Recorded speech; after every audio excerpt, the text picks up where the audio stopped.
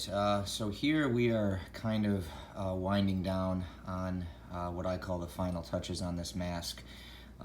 Really when you get to this stage is when you kind of set your expectations, There's expectations in the beginning with how much you want to fill the mask in and get rid of those blemishes from the filament and certain things, but when you get into a mask like this that's very intricate, you could spend weeks just trying to get this thing finessed to, if you're OCD and really try to get it perfect. I'm not as OCD. I did a lot of steps in this, but I've thrown a couple layers of clear on here, and what I'm going to do is I'm just going to do a basic wet sand, nothing crazy. There's a few blemishes I'll try to show you. You can see right there where the clear is a little runny, and there's some down here you can kind of see where there's these markings, and I'm gonna wet sand that out, polish it, and then re-clear coat it. There's other areas in the mask right there. There's some minor, I'm not gonna get that crazy into it. My tape line wasn't bad. Is it perfect? No. This isn't going to be a fully functioning mask. It's just hanging on my wall. It's just to look cool. I enjoy making these, but, I'm not going to chase perfection, There's some areas here where, like I said, I had to sand it, and we lost definition of the mouth, and I put some filler putty on there, and it's not perfect, but I don't think it's bad. I've seen some of these masks sold on Etsy, and they don't even look anywhere as good as mine. So I'm not saying I'm perfect, but I think mine is going to look pretty good. Just the finer details. It's hard to get these things perfect, unless you have like a crazy printer where you're knocking it out and there's zero blemishes. Then when it comes down to painting, this is all just rattle canned, and this isn't with an HVLP gun or a spray gun or anything. So what I'm gonna do is little blemishes like that little mark right there, and just some of the run spots that I got from clear coating. It's got good gloss. You can just kind of see it just needs a little bit of wet sanding. So I'm gonna wet sand this. I'm gonna re-clear coat it, and then kind of show you the after video there. I'll move over and show you the other part of the mask that I've actually assembled and show you some of the spots I'm going to touch up there.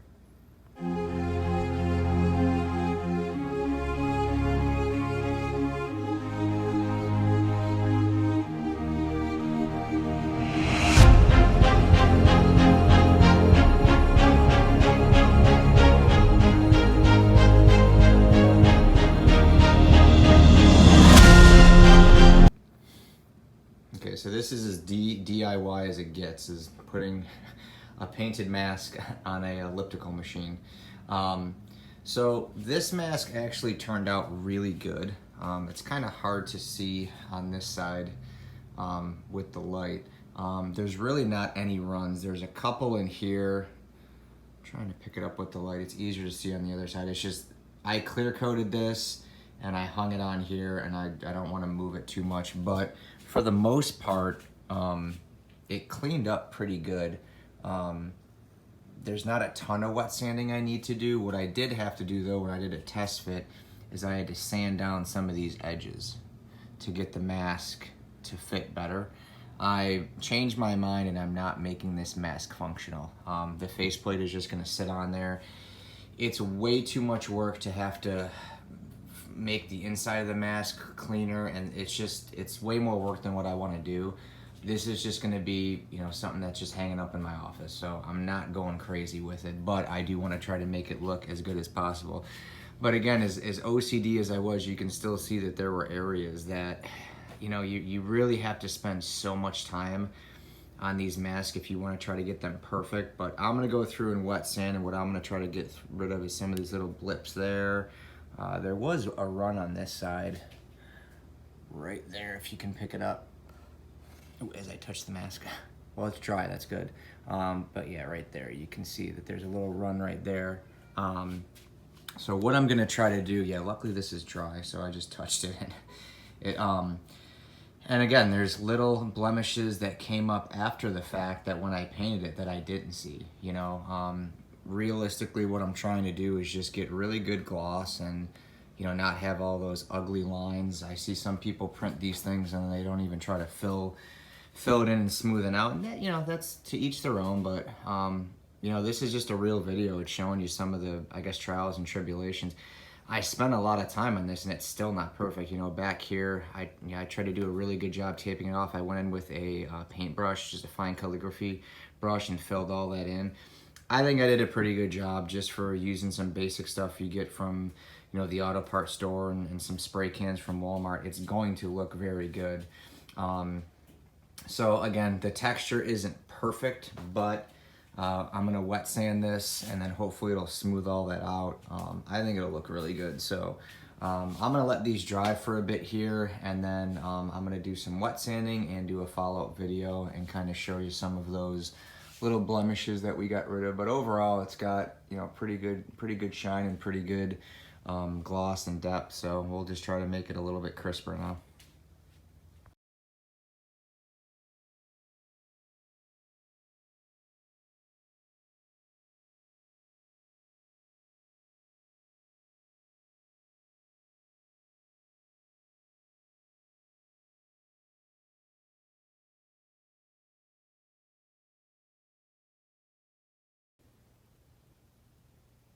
All right, hey, what's up, guys? So we are back for part 2, and as you can see, the rescue mask that I have done is completed.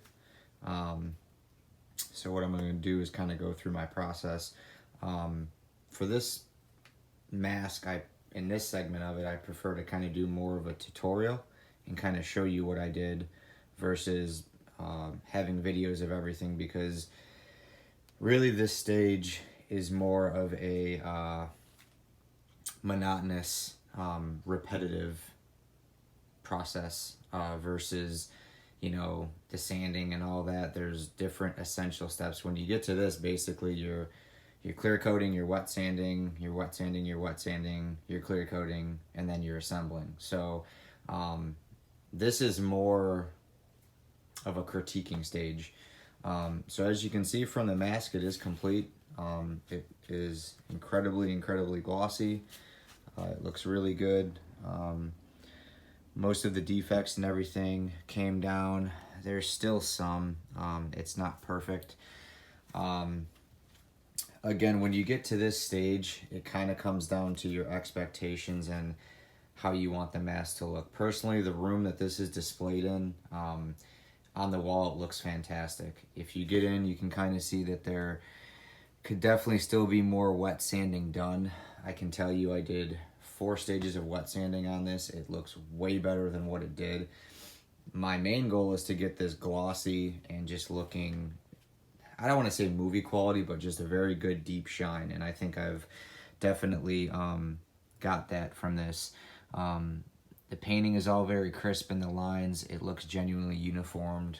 It looks really awesome. So basically where we left off was the mask was painted, but there was no clear coat. Now all these paints that I use have a little bit of clear coat in them, but we want to add more because we want to add that pop, that shine, that gloss, that depth. And like I said, we've added that here. So a very important step when you are clear coating is to give enough time in between layers. So essentially what I did is, again, this was just all rattle can. So I just used the Rust-Oleum gloss clear coat, and I started off with basically doing 2 coats of clear, and I left about 2 hours in between each layer.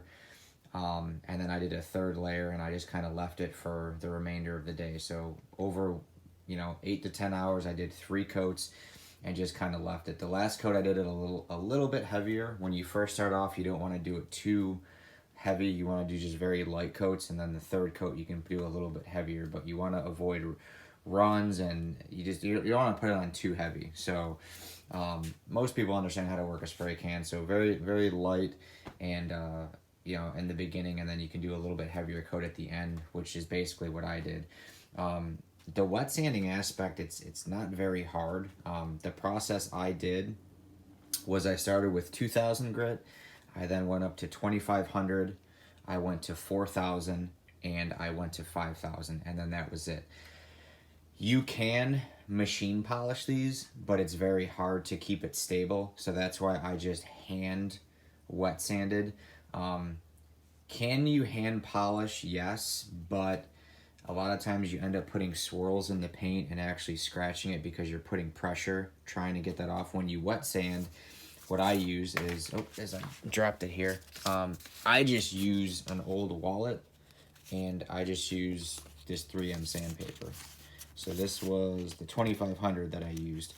So basically what I do is, and I did these parts individually, this helmet wasn't all together because if you're wet sanding and you're catching an edge right here, you could easily burn through the paint, which you don't want to do.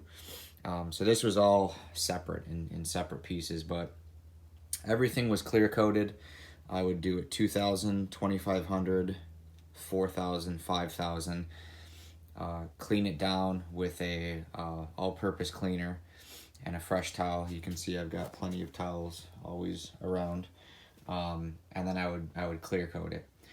So that was basically the process I did, and I did that, like I said, I did that a couple times. I would do my 2 coats of base clear, my 3rd coat, wet sand it, 4-stage wet sand, clear coat, 4-stage wet sand, clear coat, 4-stage wet sand. So like I said, it really is up to you. This helmet probably has 5 to 6 layers of clear, but understand the wet sanding kind of knocks it down. It does look way better. It's not perfect, but it's, like I said, it's very smooth. In some areas, it's darn near flawless. Like up on top, it's awesome.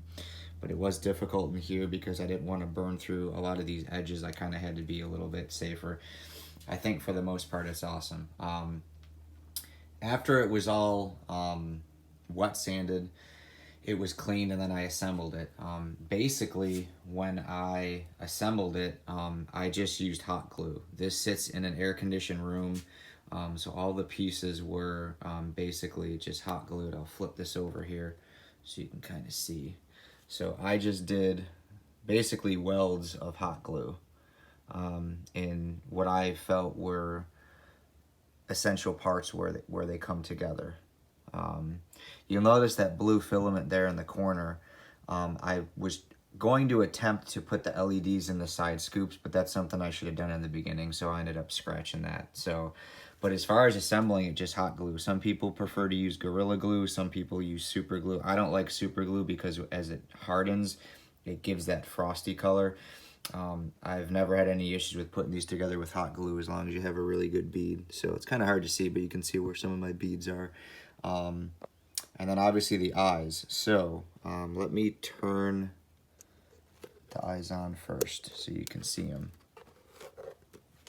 So here is the helmet. Don't mind me, I'm trying to get this with one hand. Okay, so looks super cool with the eyes. Let me wipe my camera here real quick. Looks really cool with the eyes. It's very subtle. It's not too crazy, I guess. I don't know.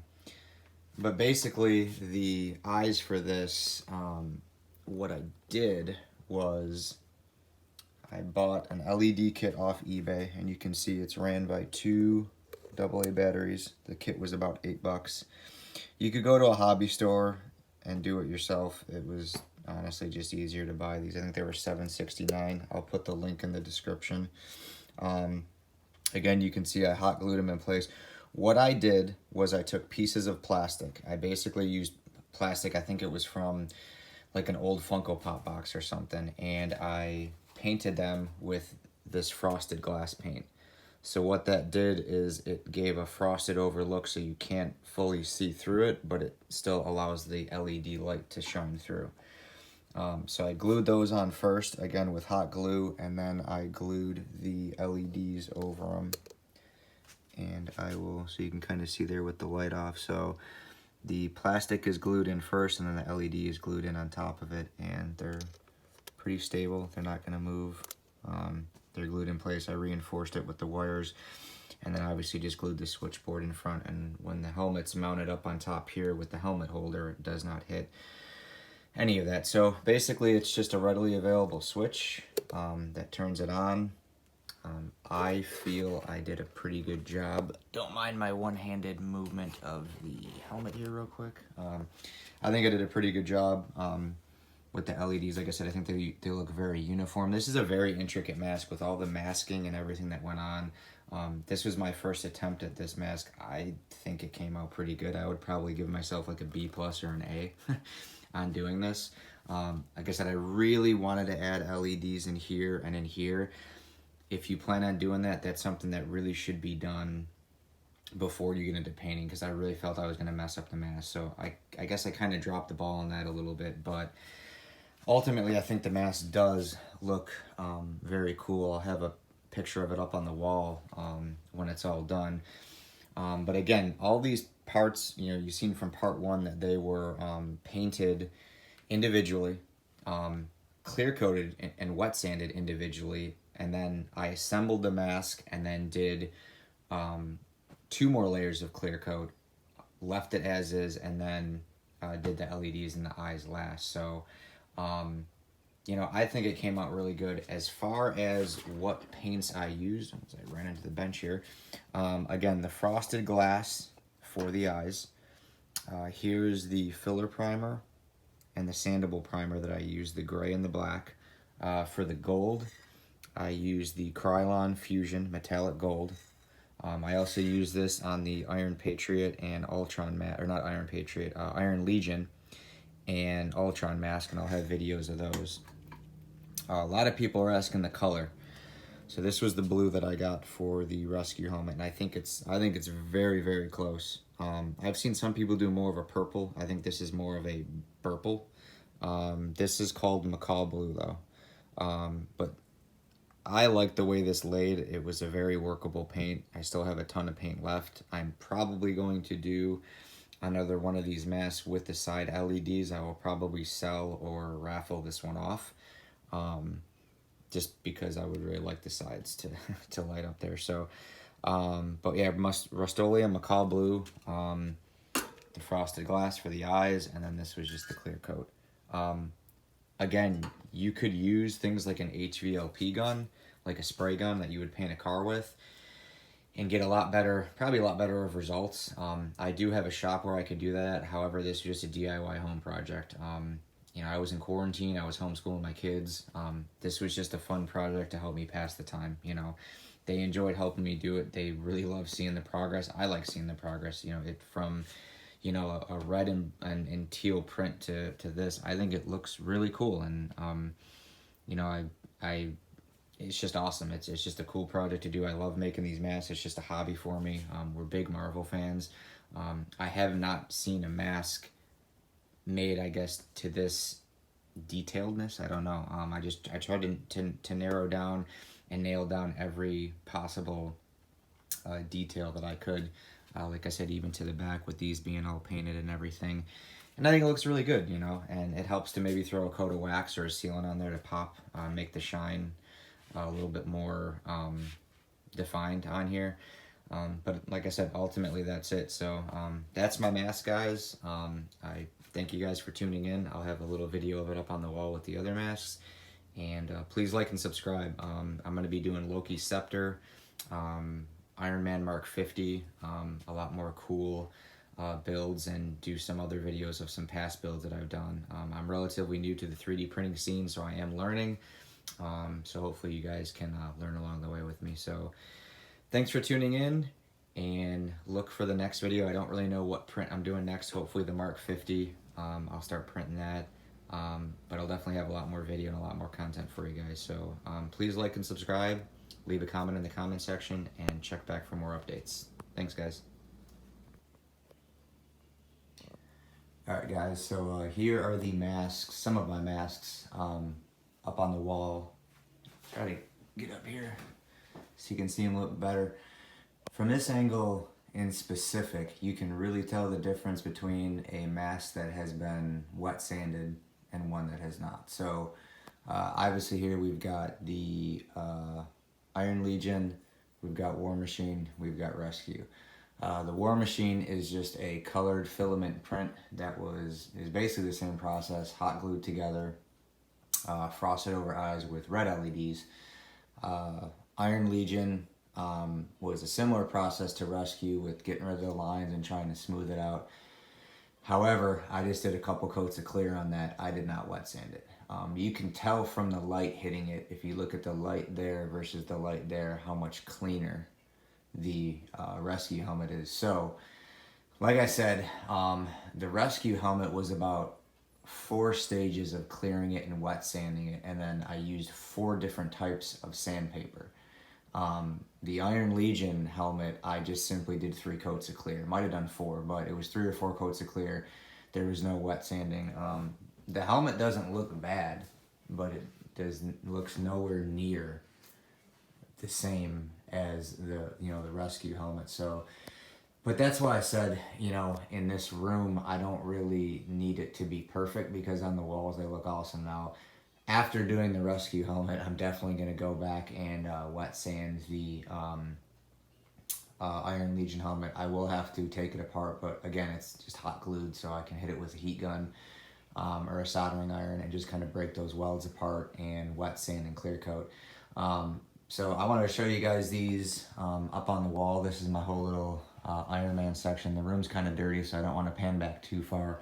I do have a lot of cool stuff in here that I've printed, and I'm going to show a lot more of this room in future videos. But this is my little Iron Man corner. I've got the old school comic book prints up on there.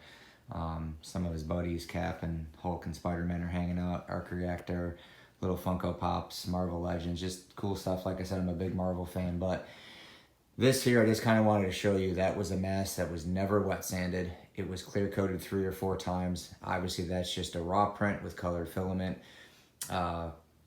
Rescue, like I said, it was essentially clear coated and wet sanded 4 times with 4 different types of sandpaper, and then I put 2 coats of clear on at the end.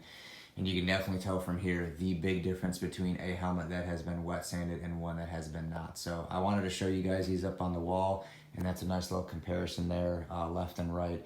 So, if you want your prints to look a little bit better when you're finishing them, add some wet sanding and some clear coating in there, and it goes a long way. So again, I do thank you guys for tuning in. Hit that like and subscribe button, leave a comment in the comment section, and check back later for more of my cool room. I'm not going to show too much though, because I don't want to ruin it. So we'll see you next time, guys. Thanks.